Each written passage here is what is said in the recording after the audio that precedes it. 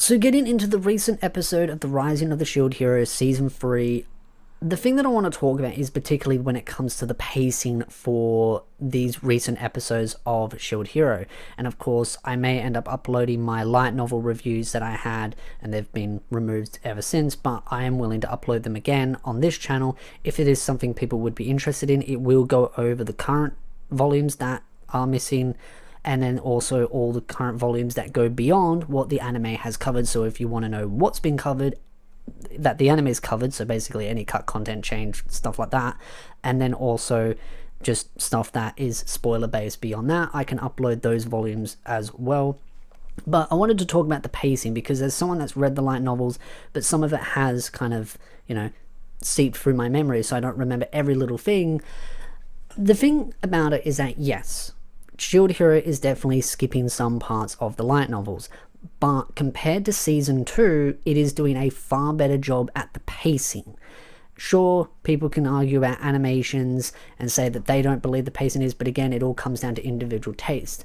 But I feel like as far as Season 3 goes compared to Season 2, the pacing is substantially better, the animations is substantially better, especially with these fight scenes. If there were going to be problems, it was going to be in these episodes with the fight scenes between Sedina and Raphtalia, now that you know who she is.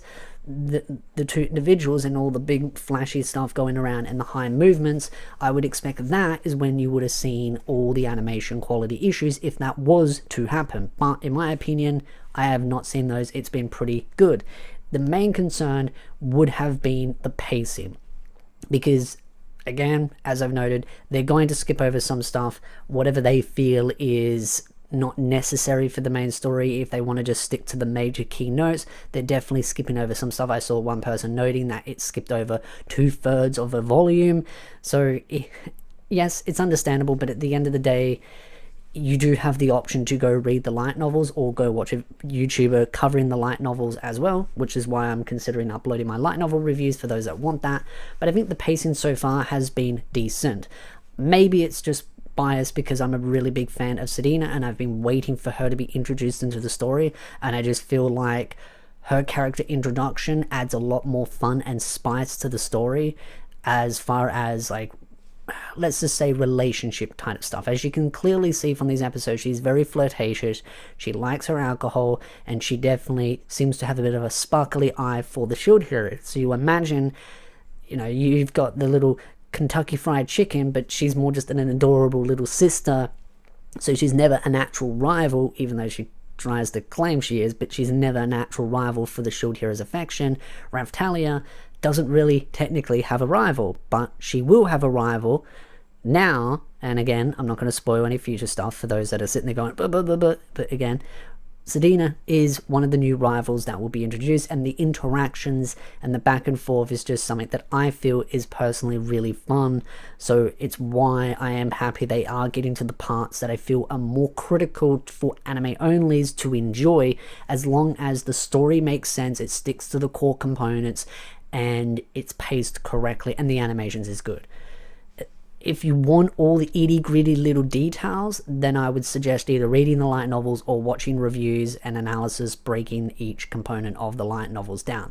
That is my best bet, because I expect them to continue pruning through some of the volumes as the story goes through, but personally myself, I think so far things are far better than Season 2 when it comes to the early stages. The second part of Season 2 I don't have an issue with, even though some people disagree, but again, agree to disagree, difference in opinion. As far as the story goes, I really love Sedina. She's just one of the characters that I feel adds so much chemistry to the story, and of course the hints at two individual siblings, and then it hints with the ending with the new title for episode 3. Basically, you'll be getting introduced to those characters that have been hinted at.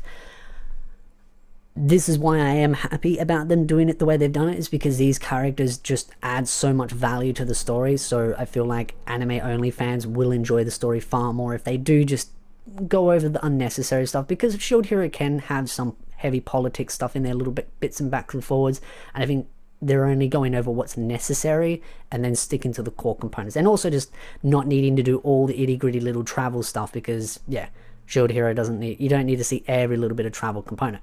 Also, with the light novels as well, every volume always has like the first chapter is like a mini recap. So when it comes to the light novels, there's always little stuff being skipped because there is some of that miniaturized recapping that goes on in the volume. So that's why I feel like it's easy to skip over stuff. But I love the battles themselves. The battles just look really awesome. The way the water just spins around, the way she goes into her form. Her form is very interesting, seeing it in anime only. I mean, I only remember seeing the black and white images where it's all just drawn in with no color.